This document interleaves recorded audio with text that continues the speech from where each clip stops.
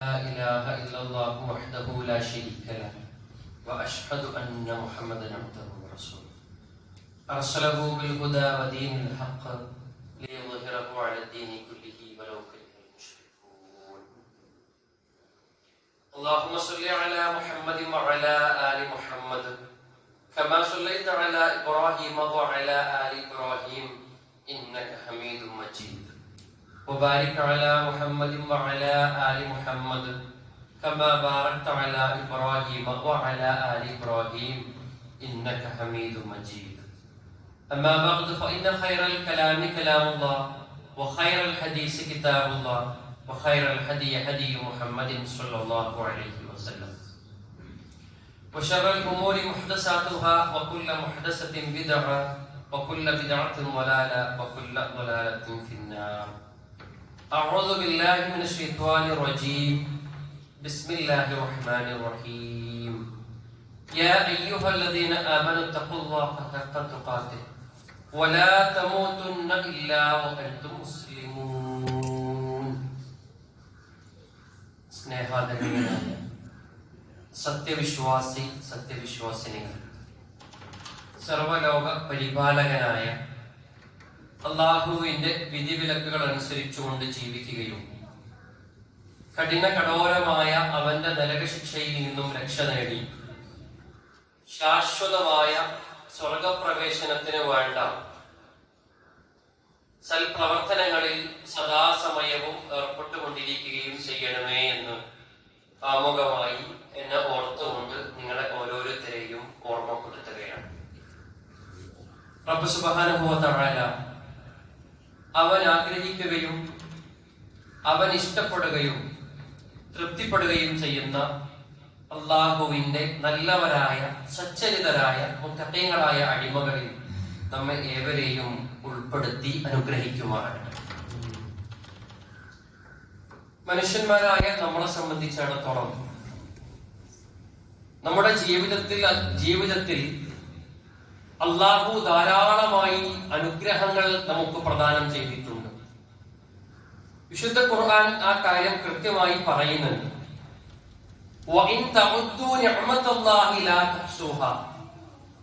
അള്ളാഹു നമുക്ക് നൽകിയിട്ടുള്ള അനുഗ്രഹങ്ങളെ ഒരിക്കലും നമുക്ക് എണ്ണി തിട്ടപ്പെടുത്താൻ കഴിയുന്ന ഒന്നല്ല എന്നാണ് ഖുർആൻ അതുമായി ബന്ധപ്പെട്ടുകൊണ്ട് നമ്മളെ പഠിപ്പിക്കുന്നത്. ജീവിതത്തിൽ ഒരുപാട് അനുഗ്രഹങ്ങൾ നമുക്ക് ലഭ്യമായിട്ടുണ്ട് എന്നതുപോലെ തന്നെയാണ് ഒരുപാട് പരീക്ഷണങ്ങളും പ്രയാസങ്ങളും കഷ്ടപ്പാടുകളും ഒക്കെ ജീവിതത്തിൽ നമുക്കുണ്ടാകുമെന്ന് ഖുർആൻ കൃത്യമായി പറയുന്നുണ്ട്. 2-ാം അധ്യായത്തിലെ 155-ാമത്തെ വചനത്തിലൂടെ അള്ളാഹു കൃത്യമായി പറയുന്ന കാര്യമാണ് വലനബ്ലുവന്നകും ബിശൈഇൻ മിനൽ ഖൗഫി വൽ ജൂഇ വനഖ്സിൻ മിനൽ അംവാലി വൽ അൻഫുസി വസ്സമറാത്ത് വബശ്ശിരി സ്വാബിരീൻ.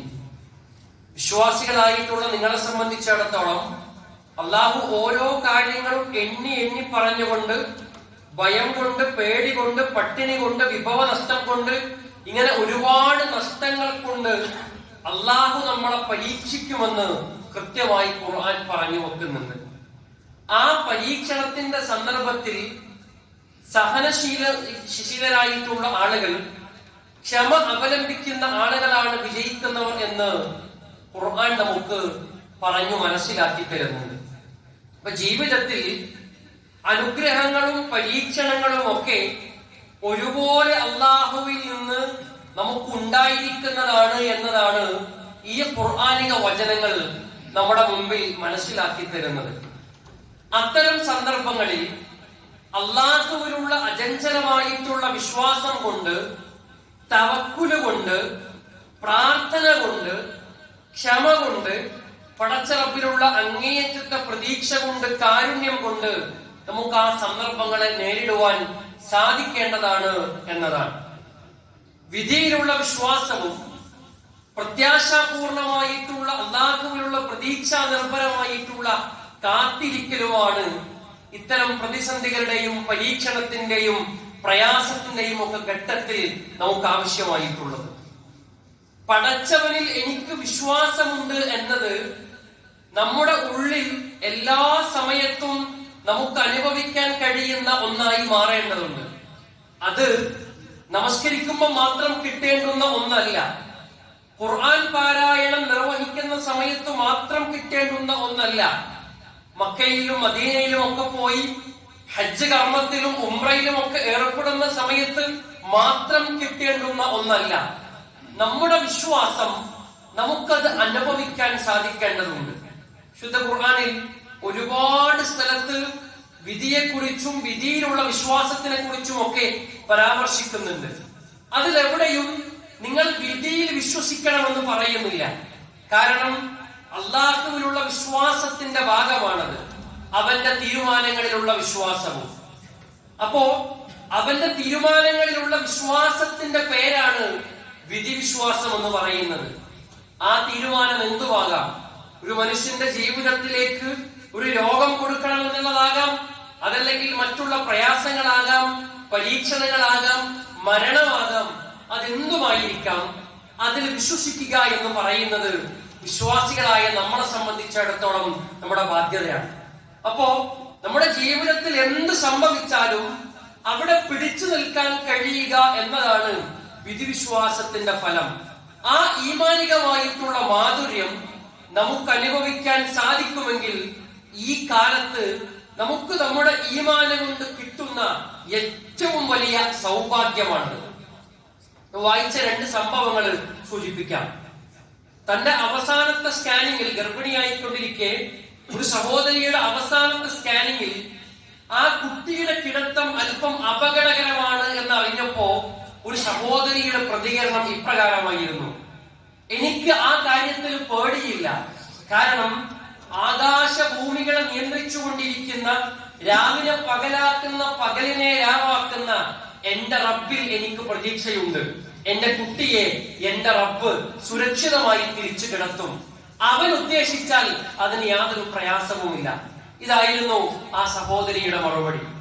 എന്നാൽ മറ്റൊരു കാര്യം, ഗുരുതരമായിട്ടുള്ള ഭയങ്കരമായ പനിയും ഇൻഫെക്ഷനും ബാധിച്ച് തന്റെ മകനെ ആശുപത്രിയിലാക്കി ഒരുപാട് ചികിത്സകൾ നടത്തിക്കൊണ്ടിരിക്കെ ഒരു സഹോദരനോട് അദ്ദേഹത്തിന്റെ കൂട്ടുകാരൻ മകന്റെ രോഗവിവരത്തിനെ കുറിച്ച് അന്വേഷിക്കുന്നുണ്ട്. അദ്ദേഹം ആ കൂട്ടുകാരനോട് പറഞ്ഞത് 90% പ്രതീക്ഷയില്ല, കാര്യങ്ങൾ കൈവിട്ടുപോയി എന്നാണ് ഡോക്ടർമാർ പറയുന്നത്. ഇനിയുള്ളത് ചെറിയ ചെറിയ പ്രതീക്ഷ മാത്രമാണ്, അത് പടച്ചോൻ തരുമെങ്കിൽ തരട്ടെ എന്ന രൂപത്തിലുള്ള ഒരു പ്രതികരണമായിരുന്നു രണ്ടാമത്തെ മനുഷ്യൻ നിർവഹിച്ചത്.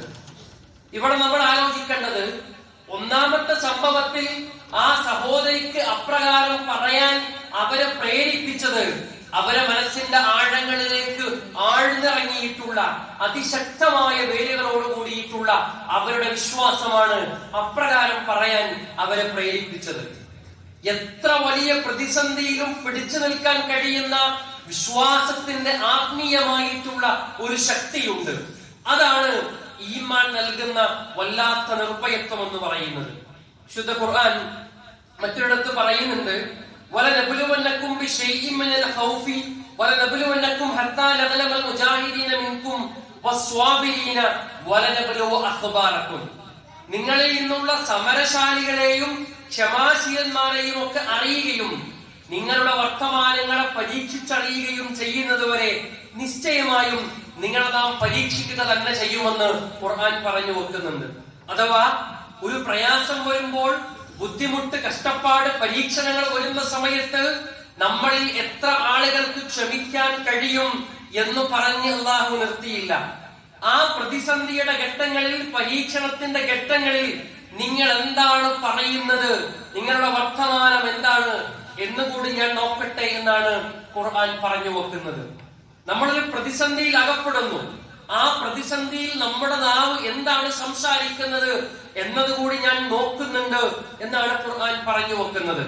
നേരത്തെ നമ്മൾ പറഞ്ഞ സംഭവത്തിൽ ആ സഹോദരിക്ക് അവരുടെ മനസ്സിലേക്ക് ആഴ്ന്നിറങ്ങിയിട്ടുള്ള വിശ്വാസത്തിന്റെ പിൻബലത്തിലാണ് പടച്ച റബ്ബിലേക്ക് പരിപൂർണമായി സമർപ്പിക്കാനും തവക്കുൽ ചെയ്യാനും അവർക്ക് സാധിച്ചത്. അങ്ങനെയുള്ള ആളുകളെ കുറിച്ചാണ് ഖുർആൻ പറയുന്നത്, വലാ ഖൗഫുൻ അലൈഹിം വലാ ഹും യഹ്സനൂൻ. പടച്ച റബ്ബിൽ അങ്ങേയറ്റം വിശ്വാസമുള്ള, ദൃഢമായ വിശ്വാസമുള്ള ആളുകൾക്ക് അവരുടെ ജീവിതത്തിൽ എന്ത് സംഭവിച്ചാലും പേടിക്കേണ്ടി വരികയോ നിരാശപ്പെടേണ്ടി വരികയോ ഇല്ല. നിങ്ങൾ ആലോചിച്ച് നോക്കൂ, എന്തിനാണ് പ്രവാചകന്മാരുടെ ചരിത്രം ഖുർആൻ നമുക്ക് പറഞ്ഞു തരുന്നത്? ഒരു പ്രവാചകന്റെയും ആദ്യം മുതൽ അവസാനം വരെയുള്ള ചരിത്രം ഖുർആൻ പരാമർശിക്കുന്നില്ല. ഓരോ പ്രവാചകന്റെയും ജീവിതത്തിൽ നിന്ന് കുറച്ച് അല്പമായിട്ടുള്ള ഭാഗങ്ങൾ മാത്രമാണ് നമുക്ക് പറഞ്ഞു തരുന്നത്. അതിൽ നിന്ന് നമുക്ക് കിട്ടേണ്ടുന്ന പാഠം എന്താണോ ആ പാഠമാണ് ഖുർആൻ നമുക്ക് പറഞ്ഞു തരുന്നത്. അയ്യൂബ് നബിയുടെ ജീവിതത്തിൽ നിന്ന് നമുക്ക് കിട്ടേണ്ടുന്ന പാഠം എന്താണ്? അത് വിധിയിലുള്ള വിശ്വാസമാണ്, ടെൻഷൻ ഇല്ലാത്ത ജീവിതമാണ്.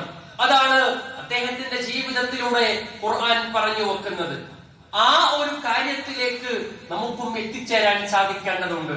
അഥവാ ആ കാര്യങ്ങളിലൂടെ പറയുന്ന ആ ഗുണപാഠങ്ങളിൽ നിന്ന് അല്ലെങ്കിൽ ആ സംഭവങ്ങളിൽ നിന്ന് കിട്ടേണ്ടുന്ന ഗുണപാഠം നമുക്കും നമ്മുടെ ജീവിതത്തിൽ കൈമുതലാക്കി മുന്നോട്ട് പോകാൻ സാധിക്കണം. നമുക്ക് നമ്മുടെ ഈമാനം കൊണ്ട്, നമ്മുടെ വിശ്വാസം കൊണ്ട് സമാധാനം ഉണ്ടാകും, ശാന്തി ഉണ്ടാകും എന്ന് പറഞ്ഞാൽ അതിന്റെ അർത്ഥം എന്താണ്? ജീവിതത്തിൽ പ്രയാസങ്ങൾ ഉണ്ടാകില്ല എന്നതല്ല, മറിച്ച് ജീവിതത്തിൽ പ്രയാസങ്ങളും പരീക്ഷണങ്ങളും ഒക്കെ ഉണ്ടാകുന്ന സമയത്ത് അതിനോട് നമുക്കുള്ള കാഴ്ചപ്പാട് എന്തായിരിക്കണം എന്നതാണ് ഖുർആൻ വ്യത്യസ്തമായ പ്രവാചകന്മാരുടെ ജീവിതത്തിലെ സംഭവങ്ങളെ വെച്ചുകൊണ്ട് നമുക്ക് പറഞ്ഞു തരുന്നത്. ജീവിതത്തിൽ എല്ലാ ആളുകൾക്കും ഓരോ രൂപത്തിലുള്ള പ്രയാസങ്ങളും പ്രതിസന്ധികളും കഷ്ടപ്പാടുകളും പരീക്ഷണങ്ങളും ഉണ്ടാകും. അത് ഓരോന്നും ഓരോ അളവിലായിരിക്കും. നമ്മള് ഉറുമ്പിന് അടിവാരം, ആനക്ക് തടിവാരം എന്ന് പറയാറുണ്ടല്ലോ. അതുപോലെ ഓരോ മനുഷ്യന്റെ ജീവിതത്തിലെയും പ്രയാസങ്ങളും പ്രതിസന്ധികളും പ്രശ്നങ്ങളും ഒക്കെ വ്യത്യസ്ത രൂപത്തിലായിരിക്കും ഉണ്ടാവുക. ആ സന്ദർഭത്തിൽ അവിടെ പിടിച്ചു നിൽക്കാൻ, അവിടെ ക്ഷമിച്ചു നിൽക്കാൻ, അവിടെ പ്രതീക്ഷയോട് കൂടിയിട്ട് നിലകൊള്ളാൻ സാധിക്കണമെങ്കിൽ അയാളുടെ മനസ്സിലേക്ക് വിശ്വാസം ആഴ്ന്നിറങ്ങേണ്ടതുണ്ട്. അപ്പൊ നമ്മുടെ ജീവിതത്തിൽ അള്ളാഹു ഉണ്ടാകണം എന്ന് തീരുമാനിച്ച, എന്ന് നിശ്ചയിച്ച കാര്യങ്ങൾ തന്നെയാണ് നമ്മുടെ ജീവിതത്തിൽ നടക്കുന്നത്. അത് ഉൾക്കൊള്ളലാണ് വിധിവിശ്വാസം എന്ന് പറയുന്നത്. നമ്മുടെ ജീവിതത്തിൽ സംഭവിച്ച ഒരു രോഗമായിരിക്കാം, ഒരു മരണമായിരിക്കാം, അല്ലെങ്കിൽ മറ്റെന്തെങ്കിലും സംഭവങ്ങളായിരിക്കാം. ഇതൊന്നും അള്ളാഹു അറിയാതെ സംഭവിച്ചിരിക്കുന്ന കാര്യമല്ല. എന്റെ ജീവിതത്തിലെ ഈ മാരക രോഗം, ഈ അപകടം, ഈ വേർപാട്, ഈ കഷ്ടപ്പാട്, ഈ പ്രയാസം, ഈ ദുരിതം എന്തുമാവട്ടെ അത് അല്ലാഹു എനിക്ക് കണക്കാക്കിയതാണ് എന്നാണ് ഖുർആൻ നമ്മളെ പഠിപ്പിക്കുന്നത്. അതാണ് സൂറത്തുൽ ഹദീദിലെ 22, 23 ആയത്തുകളിലൂടെ നമ്മളെ പഠിപ്പിക്കുന്നത്. വായിച്ച ഒരു സംഭവമാണ്. ഒരു മനുഷ്യൻ, അദ്ദേഹത്തിന്റെ മകൻ, 10ാം ക്ലാസ് പ്രായത്തിലുള്ള അദ്ദേഹത്തിന്റെ മകൻ ഒരു ഫുട്ബോൾ കളിക്കിടെ മരണപ്പെട്ടു പോവുകയാണ്.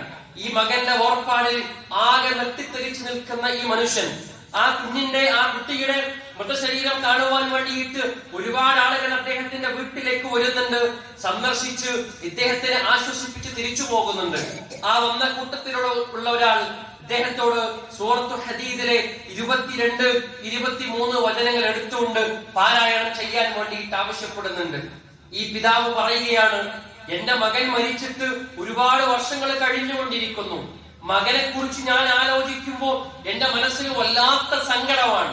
ആ സങ്കടത്തെ ഞാൻ പിടിച്ചു വെക്കുന്നത് വിശുദ്ധ ഖുർആനിന്റെ ഈ പറയപ്പെട്ട 2 ആയത്തുകൾ കൊണ്ടാണ് എന്നാണ് അദ്ദേഹം പറയുന്നത്. എന്താണ് ഹദീദിലെ 22, 23 ആയത്തുകൾ? ഖുർആൻ നമ്മളെ പഠിപ്പിക്കുകയാണ്, മാ അസാബ മിൻ മുസീബത്തിൻ ഫിൽ അർളി വലാ ഫീ അൻഫുസികും ഇല്ലാ ഫീ കിതാബിൻ മിൻ ഖബ്ലി അൻ നബ്റഅഹാ ഇന്ന ദാലിക അലല്ലാഹി യസീർ. നിങ്ങളുടെ ജീവിതത്തിലും അല്ലാഹുവിന്റെ ഭൂമിയിലും സംഭവിക്കുന്ന ചെറുതും വലുതുമായ ഏതൊരു കാര്യവും അത് നേരത്തെ ഒരു ഗ്രന്ഥത്തിൽ എഴുതപ്പെട്ടിട്ടില്ലാതെ സംഭവിക്കുന്നില്ല. അങ്ങനെ പറഞ്ഞാൽ നമ്മുടെ ജീവിതത്തിലും അല്ലാഹുവിന്റെ ഭൂമിയിലും സംഭവിക്കുന്ന ഏത് കാര്യമാവട്ടെ അത് അല്ലാഹു നേരത്തെ നിശ്ചയിച്ചു വച്ചിരിക്കുന്ന കാര്യമാണ്.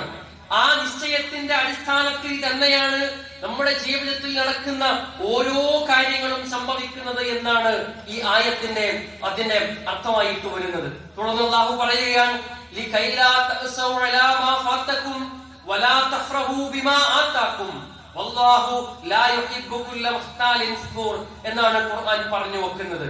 നിങ്ങൾക്ക് ലഭിക്കാതെ പാഴായി പോയതിന്റെ പേരിൽ നിങ്ങൾ സങ്കടപ്പെടാതിരിക്കാനും നിങ്ങൾക്ക് അവൻ നൽകിയതിന്റെ പേരിൽ നിങ്ങൾ ആഹ്ലാദം കൊള്ളാതിരിക്കാനും വേണ്ടിയിട്ടാണത് എന്ന് ഖുർആൻ പറഞ്ഞു വെക്കുന്നുണ്ട്. അപ്പൊ ജീവിതത്തിൽ ചെറുതും വലുതുമായ എന്ത് സംഭവിച്ചാലും ശരി, ഈ സംഭവിച്ചത് യാദൃച്ഛികമായി സംഭവിച്ചതല്ല, അത് പടച്ച റബ്ബിന്റെ തീരുമാനമാണ് എന്നുള്ളത് ആ നിലക്ക് ഉൾക്കൊള്ളാൻ കഴിയണം. ആ സഹോദരൻ പറയുന്നത്, എനിക്കേറെ പ്രിയപ്പെട്ട എന്റെ മകൻ, എന്റെ മകനെ അല്ലാഹു നേരത്തെ തിരിച്ചു വിളിച്ചു.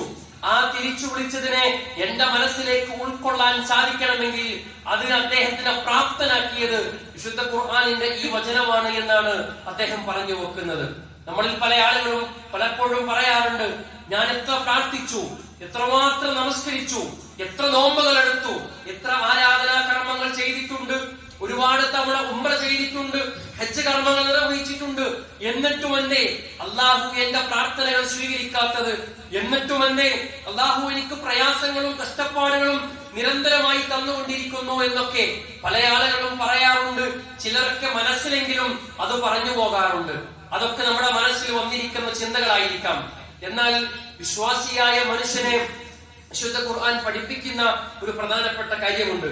നമ്മുടെ ജീവിതത്തിൽ നമുക്കെല്ലാവർക്കും വ്യത്യസ്തങ്ങളായിട്ടുള്ള ആഗ്രഹങ്ങളും സ്വപ്നങ്ങളും കിനാവുകളും ആശകളും ഒക്കെ ഉണ്ടായിരിക്കാം. അതെന്തുമാകാം. അതിനു വേണ്ടിയിട്ട് നന്നായി പണിയെടുക്കുന്ന ആളുകളായിരിക്കും നമ്മൾ. ആ ആഗ്രഹത്തെ പൂർത്തീകരിക്കാൻ വേണ്ടി പ്രാർത്ഥിക്കുകയും അധ്വാനിക്കുകയും പ്രവർത്തിക്കുകയും ഒക്കെ ചെയ്യുന്ന ആളുകളായിരിക്കും നമ്മൾ. അതൊരു ജോലിയാകാം, അല്ലെങ്കിൽ ഈ ലോകത്തുള്ള എന്ത് കാര്യങ്ങളുമാകാം. അങ്ങനെ ഒരു ലക്ഷ്യത്തിന് വേണ്ടി, ഒരു ആഗ്രഹത്തിന്റെ പൂർത്തീകരണത്തിന് വേണ്ടി പ്രാർത്ഥിക്കുകയും പ്രവർത്തിക്കുകയും അധ്വാനിക്കുകയും ഇതൊക്കെ ചെയ്തിട്ടും പ്രിയപ്പെട്ടവരെ, ആ കാര്യം നമുക്ക് കിട്ടിയിട്ടില്ല എങ്കിൽ, നമ്മൾ ആഗ്രഹിച്ച ജോലി നമുക്ക് ലഭ്യമായിട്ടില്ല എങ്കിൽ, നമ്മൾ ആഗ്രഹിച്ച മറ്റൊരു കാര്യം നമുക്ക് ലഭ്യമായിട്ടില്ല എങ്കിൽ, നമ്മുടെ വിശ്വാസം നമ്മളെ പഠിപ്പിക്കുന്നത് ശുദ്ധ ഖുർആൻ ഈ കാര്യം മനോഹരമായി പറഞ്ഞു വെക്കുന്നുണ്ട്. 2-ാം അധ്യായം സൂറത്തുൽ ബഖറയിലെ 216-ാമത്തെ വചനത്തിലൂടെ അല്ലാഹു അത് പറയുകയാണ്. വഅസാ അൻ തക്റഹു ഷൈഅൻ വഹുവ ഖൈറുൽ ലക്കും. ഒരുപക്ഷേ നമുക്ക് ഖൈറായിട്ടുള്ള ഒരു കാര്യം, ഒരു ഗുണകരമായ ഒരു സംഗതി നമ്മൾ ഒരു പക്ഷേ അതിനോട് വെറുപ്പ് കാണിച്ചേക്കാം, വെറുക്കപ്പെട്ടേക്കാം. വഅസാ അൻ തുഹിബ്ബു ഷൈഅൻ, നമ്മൾ ഇഷ്ടപ്പെടുന്ന ഒരു കാര്യം വഹുവ ശർറുൽ ലക്കും, അതൊരു പക്ഷേ നമുക്ക് ശർറായിരിക്കാം. നമ്മൾ വേണമെന്ന് വിചാരിക്കുന്ന, എനിക്ക് കിട്ടണമെന്ന് ആഗ്രഹിക്കുന്ന, എനിക്ക് എന്തായിരുന്നാലും കിട്ടിയേ മതിയാകൂ എന്ന് വിചാരിക്കുന്ന കാര്യങ്ങൾ അതെന്തുമാകാം. അതിനുവേണ്ടി പ്രാർത്ഥിക്കുന്നു, പ്രവർത്തിക്കുന്നു, അധ്വാനിക്കുന്നു, ഇതൊക്കെ ചെയ്തിട്ടും പ്രിയപ്പെട്ടവരെ ആ കാര്യം നമുക്ക് ലഭ്യമായിട്ടില്ല എങ്കിൽ നിരാശപ്പെടേണ്ട ആളുകളല്ല നമ്മൾ. ഖുർആൻ പറഞ്ഞു വെക്കുകയാണ്, നമ്മൾ ആഗ്രഹിക്കുന്ന ഒരു കാര്യം കിട്ടാതെ പോയിട്ടുണ്ട് എങ്കിൽ ഒരു പക്ഷേ അതിലെന്തോ ഖൈറുണ്ടായിരിക്കും. ഇനി ആഗ്രഹിക്കാത്തൊരു കാര്യം കിട്ടിയിട്ടുണ്ടെങ്കിൽ അതിലും ഖൈറുണ്ടായിരിക്കുമെന്നാണ് വിശുദ്ധ ഖുർആൻ പറഞ്ഞു വെക്കുന്നത്. ഈ കാര്യങ്ങൾ പറഞ്ഞിട്ട് അത് അവസാനിപ്പിക്കുന്നത് വളരെ മനോഹരമായിട്ടാണ്. വല്ലാഹു യഅലമു വഅൻതും ലാ തഅലമൂൻ. അല്ലാഹുവിനെ അറിയാം, നിങ്ങൾ അറിയുന്നില്ല. നമ്മൾ പ്രാർത്ഥിച്ച കാര്യം ഒരു പക്ഷേ അല്ലാഹുവിന് നമുക്ക് നൽകാൻ ഒരു പ്രയാസം ഉണ്ടാവില്ല. പക്ഷേ അല്ലാഹുവിന് നമ്മളോട് ഇഷ്ടമുള്ളത് കൊണ്ട് അവൻ അറിയുമായിരിക്കും ഈ പറയപ്പെടുന്ന, ഈ ചോദിക്കുന്ന കാര്യം അവന് നൽകിയാൽ അവന്റെ ഭൗതിക ലോകം നഷ്ടപ്പെടാനും പരലോകം നഷ്ടപ്പെടാനും സാധ്യതയുണ്ട് എന്നുള്ളത് കൊണ്ടായിരിക്കണം ആ ചോദിച്ച കാര്യം അല്ലാഹു നമുക്ക് നൽകാത്തത്. അപ്പോ നമ്മുടെ ജീവിതത്തിൽ ഈ രൂപത്തിൽ നമ്മൾ ആഗ്രഹിക്കുകയും പ്രാർത്ഥിക്കുകയും തേടുകയും ചെയ്തിരിക്കുന്ന ഒരു കാര്യം കിട്ടാതെ പോയിട്ടുണ്ടെങ്കിൽ വിശ്വാസിയുടെ മനസ്സ് മന്ത്രിക്കേണ്ടത് അതിലെന്തോ ഖൈറുണ്ടായിരിക്കും എന്നുള്ളതാണ്. അതാണ് ഖുർആൻ പറഞ്ഞു വെക്കുന്നത്. വല്ലാഹു യഅലമു, അല്ലാഹുവിനെ അറിയാം, വഅൻതും ലാ തഅലമൂൻ, നിങ്ങൾക്ക് അറിയുകയില്ല എന്ന്. ഇപ്പൊ ജീവിതത്തിൽ ഈ രൂപത്തിൽ ഒരു കാര്യം നമുക്ക് കിട്ടാതെ പോയിട്ടുണ്ടെങ്കിൽ അതിലെന്തോ ഖൈറുണ്ടായിരിക്കണം എന്ന് ധരിക്കുകയാണ് വേണ്ടത് എന്നാണ് ഖുർആൻ പറഞ്ഞു വെക്കുന്നത്. ഓരോ നമസ്കാരത്തിന്റെ ശേഷവും നമ്മൾ നിരന്തരമായി പ്രാർത്ഥിക്കുന്ന ഒരു പ്രാർത്ഥനയുണ്ടല്ലോ, അല്ലാഹുമ്മ ലാ മാനിഅ ലിമാ അഅ്തൈത എന്ന് പറഞ്ഞുകൊണ്ടുള്ള പ്രാർത്ഥന. യഥാർത്ഥത്തിൽ എന്താണ് ആ പ്രാർത്ഥനയിലൂടെ നമ്മൾ പറയുന്നത്? പടച്ച റബ്ബേ, നീ നൽകാൻ ഉദ്ദേശിച്ച ഒരു കാര്യം ഒരാൾക്കും തടയാൻ കഴിയില്ല. പടച്ച റബ്ബേ, നീ തടഞ്ഞിരിക്കുന്ന ഒരു കാര്യം ഒരാൾക്കും നൽകാൻ കഴിയുകയില്ല. നമ്മൾ കൃത്യമായി പറയുന്ന, പ്രാർത്ഥിക്കുന്ന ഒരു പ്രാർത്ഥനയാണത്. അതുകൊണ്ട് പ്രിയപ്പെട്ടവരെ, ശുദ്ധ ഖുർആനിന്റെ ഇത്തരത്തിലുള്ള വചനങ്ങളും ശുദ്ധ ഖുർആനിന്റെ ഇത്തരത്തിലുള്ള ആയത്തുകളും ഒക്കെ ജീവിതത്തോട് ചേർത്ത് വെക്കുന്ന സമയത്താണ് വിശ്വാസത്തിന്റെ മാധുര്യം നമുക്ക് അനുഭവിക്കാൻ കഴിയുക. ജീവിതത്തിലുള്ള പ്രയാസങ്ങളോട്, പ്രതിസന്ധികളോട്, പരീക്ഷണങ്ങളോട് ഇത്തരത്തിലുള്ള ആയത്തുകളെ ചേർത്ത് വെക്കുന്ന സമയത്താണ് നമുക്കത് അനുഭവിക്കാൻ വേണ്ടിയിട്ട് സാധിക്കുക. ഒരു മനുഷ്യന്റെ ജീവിതം എന്ന് പറയുന്നത് സുഖദുഃഖ സമ്മിശ്രമാണ്. ജീവിതത്തിൽ സന്തോഷം മാത്രം ഉണ്ടാവുകയില്ല എന്നത് നമുക്കറിയാവുന്ന കാര്യമാണ്. ജീവിതത്തിൽ പ്രയാസങ്ങളും കഷ്ടപ്പാടുകളും ഒക്കെ ഉണ്ടാകുന്ന സമയത്ത് ഈ വിശ്വാസം കൊണ്ട് നമുക്ക് അവിടെ പിടിച്ചു നിൽക്കാൻ കഴിയേണ്ടതുണ്ട്. വരാനിരിക്കുന്ന ഒരു കാര്യം, അത് അള്ളാഹു നമുക്ക് ഏകിയിട്ടുള്ള ഒരു വിധി, അതിനെ പ്രാർത്ഥന കൊണ്ടല്ലാതെ നമ്മുടെ ജീവിതത്തിൽ സംഭവിക്കുന്ന ഒരു വിധിയെ തട്ടിമാറ്റാൻ നമുക്ക് കഴിയില്ല എന്ന് പ്രവാചകൻ സല്ലല്ലാഹു അലൈഹി വസല്ലം നമ്മളെ പഠിപ്പിക്കുന്നുണ്ട്. നമ്മുടെ ജീവിതത്തിൽ നമുക്ക് അല്ലാഹു ഏകിയിട്ടുള്ള ഒരു വിഷമമായിരിക്കാം, രോഗമായിരിക്കാം, ദുഃഖമായിരിക്കാം, ഒരു പക്ഷേ നമ്മുടെ ജീവിതത്തിൽ സംഭവിക്കാതെ പോയിട്ടുണ്ടാകും. അതെന്തുകൊണ്ടായിരിക്കാം?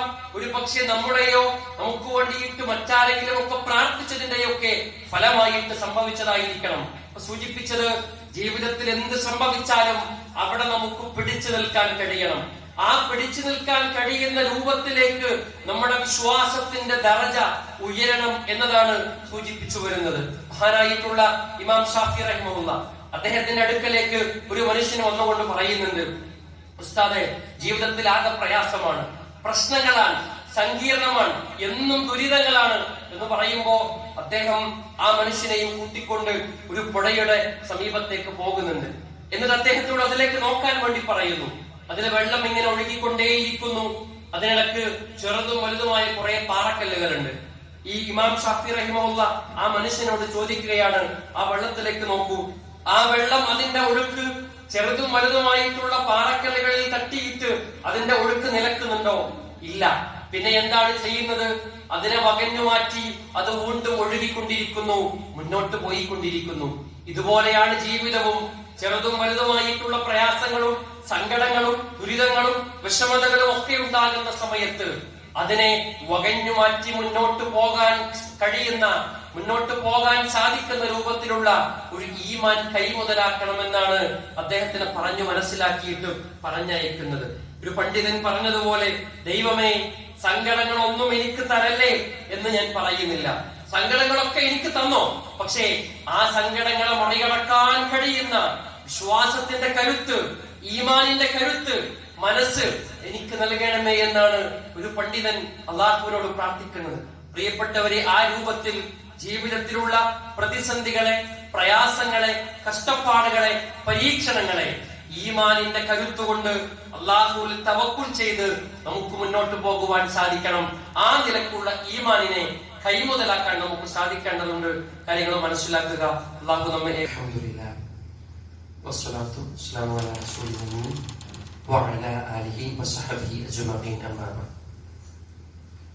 സർവലോക പരിപാലകനായ അള്ളാഹുവിനെ സ്വപ്നിച്ചുകൊണ്ട് ജീവിക്കണമേ എന്ന് ഒന്നുകൂടെ ഓർമ്മപ്പെടുത്തുകയാണ്. മനുഷ്യ ജീവിതത്തിന്റെ ഒരു പ്രത്യേകതയാണ്,